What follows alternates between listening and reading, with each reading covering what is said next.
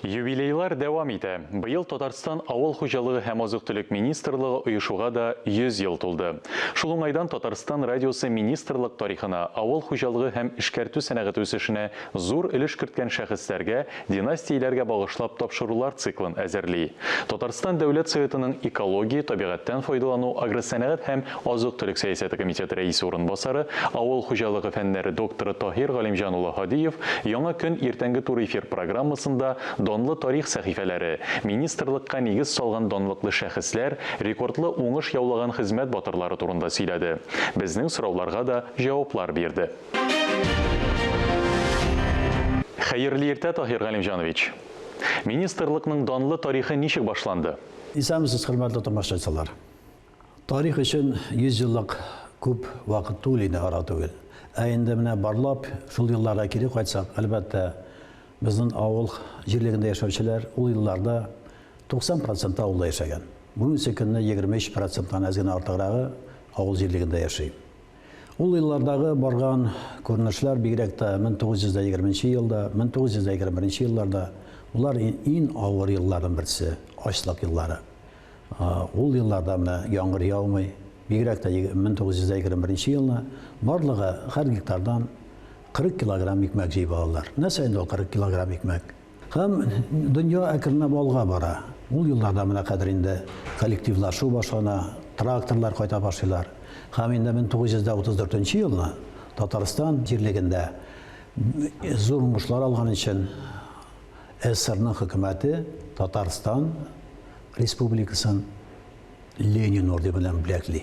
Бу Ленин орденын алучылар авылда яшәүче, авылда хезмәт итүче, игенне иртәдән кичкә хәтле менә шулай булсын дип яшәүче безнең халкыбызның аркасы нәтиҗәсе, уртак нәтиҗәсе дип әйтергә.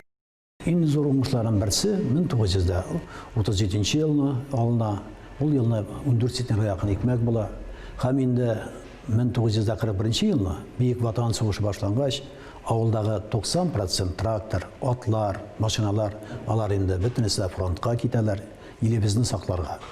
Һәм авылдагы кешеләрне ашату өчен, киендерү өчен бу инде безнең хатын-кызларыбызга кала. Яшь балаларга алар инде иртәдән кичкә хәтле ул елларда эшләп, менә фронтка үзләренең кулларыннан килгән бөтен эшне башкарып эшлиләр. Безгә әлбәттә аларны онытмаска кирәк. Без тарихын белмәгән кешегә ул тарих аны исенә төшерә бүтән итеп, шуның өчен кадерләрен белеп, авыл булганда ил яши. Менә бүгенге көндә безнең аппарат торган сәясәтебез, әлбәттә, Дәүләт Советы депутатларында һәм безнең инде республикабыз җитәкчесе президентыбыз Рөстәм Нургалиевич бу мәсьәлә онлауына түгел, һәр вакытта ярдәмле.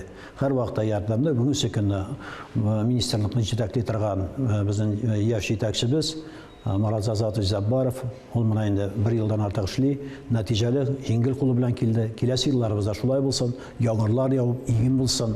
Иген булса бөтенебезгә дә җитә, иген булса ипи була, ипи булса җыр була.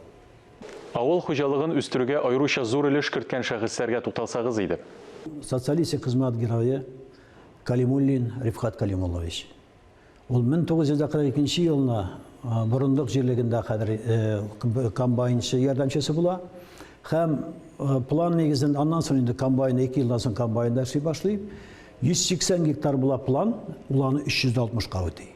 Ә инде 1949 елны ул 1300 гектарга шушы күләме җиткән комбайн белән суктыра башлый. 1950 елны үзенең рекордын кабатлый. Ә инде 1951 елны 1366 гектар майданда игенне суга. Шушы 24 яшьлек егеткә иң яшь Россия Федерациясында социалистик хезмәт героизмы бирелә. 3 Ленин ордены һәм 1 йолдызы була. Менә шушындай кешеләребез безнең бик күп. Һәм инде әйтергә кирәк, безнең геройларыбыз Глебика апа, аннан соң инде гигант колхозын җитәкләгән Нәҗип абзыйларыбыз, аннан соң инде безнең Әлмәттә эшләүче безнең ярыш хуҗалыгын җитәкләгән җитәкчеләребез. Бүгенге көндә дә без бик матур итеп эшләүче җитәкчеләребез бар. Шуларның берничәсен генә атап китәсем килә. Менә инде Чүпрәлдә ул безнең Борис Апович Гафуров.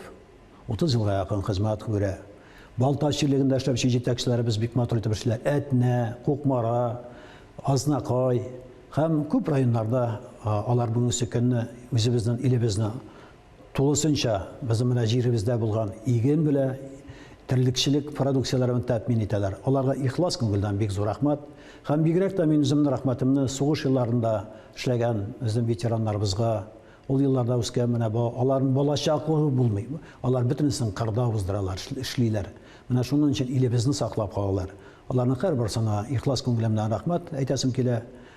Фидакар хезмәт казанышларга ирешкән игенчеләр, терлекчеләр, хезмәт династияләрдә күп бит әле бездә. Авыл хуҗалыгында династиялар, алар безнең күп дип әйтәм, безнең крестьян фермер хуҗалыкларында аларның һәрберсе династиясе белән эшли. Хәзер инде үзе эшләгән, менә 91 елда башлаганда үзе, аннан соң малайы, хәзер инде оныклары керәләр. Шуннан өчен мин әгәр берсен генә әйтсәм, күңелләре кителер дип уйлыйм. Алар безнең бик күп. Һәм әйтергә кирәк, бигрәк тә менә крестьян фермер хуҗалыкларында алар инде улыннан элек барган бит инде ул. Аннан соң бит алар бүгенге көнне мин әйтәрим, яхшы машиналарда йөриләр күбесе, элегрәк эшләгәннәре. Ул елларда менә бер кеше дә ышанмады. Мин үзем дә ышанмадым. Крестьян фермер хуҗалыклар шулай итеп алга китереп, ел сайын 10-15% үсеш бирәләр. Менә шуның өчен бүгенге көнне республикада безнең холдинглар да бар, хуҗалыклар, уртак хуҗалыклар да бар. Һәм әйтергә кирәк, безнең менә шушындый крестьян фермер хуҗалыкларда алар 4,000 ярым. Һәм әйтергә кирәк, безнең 450 мең шәхси, менә алпаха дип әйтәбез, шәхси хуҗалыклар. Алар да бик актив катнашалар.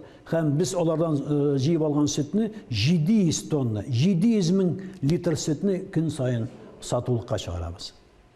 Министрлыкның бер гасырлык тарихы кайларда чагылыш тапты. Истәлекле материаллар, күргәзмәләр белән кайда танышырга мөмкин? Безнең һәрбер районыбызда әйтергә кирәк, соңгы елларда тарихка безнең карашыбыз үзгәрде.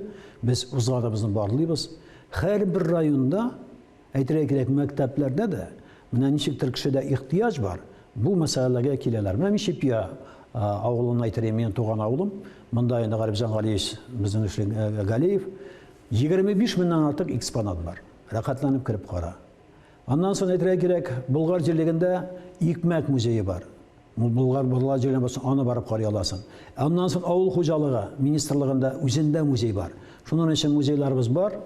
Культура министрлыгына зур рәхмәт. Әйтергә кирәк, район җитәкчеләренә дә алар битараф түгел, һәрберсе тарихи битләргә кайтып, безнең бүгенге көнне яшь буыныбызга җиткерәләр. Әңгәмәгез өчен рәхмәт, Таһир Галимҗанович. Уңышлар сезгә. Рәхмәт. Сез Татарстан Дәүләт Советының экология, табигатьтән файдалану, агросәнәгать һәм азык-төлек сәясәте комитеты рәисе урынбасары, авыл хуҗалыгы фәннәре докторы Таһир Галимҗан улы Һадиев белән әңгәмә карадыгыз.